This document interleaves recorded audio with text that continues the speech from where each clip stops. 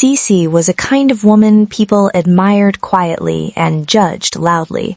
Intelligent, diligent, and meticulous, she carried herself with calm confidence. At work, she was known for her precision and integrity. At home, for her solitude and routine. As she approached her 30s, the whispers grew louder. Such a good woman, but still not settled. Time waits for no one. Career is not everything. Cece smiled politely whenever such comments were made, but at night, when the world was silent, fear crept in. She stared at the ceiling, counting years instead of sheep, wondering how time had slipped through her fingers so quickly. The pressure wasn't just external, it lived inside her now. Each birthday felt heavier than the last. Each wedding invitation felt like a quiet reminder of something she had not yet attained. She prayed. She fasted. She cried in silence.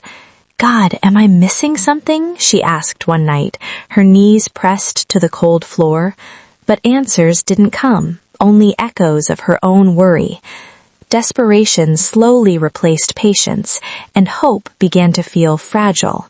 At work, there was one place Cece felt safe, Mrs. Kate's desk. Mrs. Kate was older, warm and reassuring. She had lived life, or at least sounded like she had. Their conversations flowed easily. Work, faith, family, fears, dreams. She felt like a big sister, sometimes like an aunt. Whenever Cece mentioned marriage, Mrs. Kate would squeeze her hand gently. "Don't worry, my dear, you're not late. God's timing is perfect." Those words soothed Cece's anxious heart.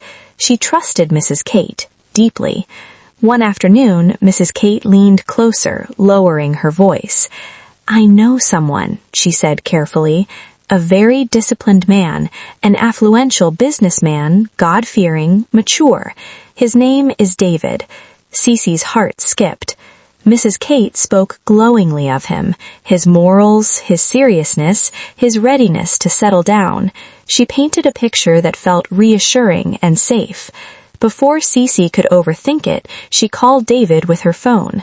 They spoke on the phone just once. David's voice was calm and confident. Cece's soft and gentle. David laughed lightly.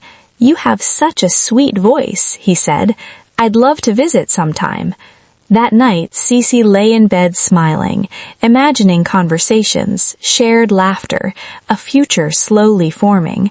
For the first time in months, hope returned. Days passed. No visit, but Mrs. Kate remained consistent.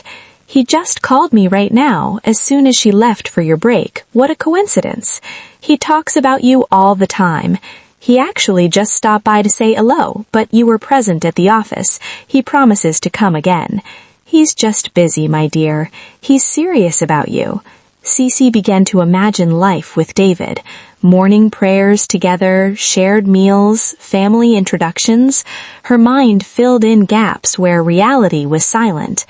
Months was almost becoming a year. Cece noticed how often she waiting for calls, waiting for visits, waiting for proof. But each doubt was softened by Mrs. Kate's comforting voice. "Patience, my dear. Do you want to teach God how to answer your prayers? Love takes time. Don't listen to fear."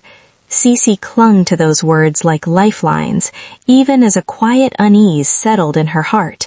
Was she waiting for love, or for hope not to disappoint her? One evening, Cece sat alone by her window.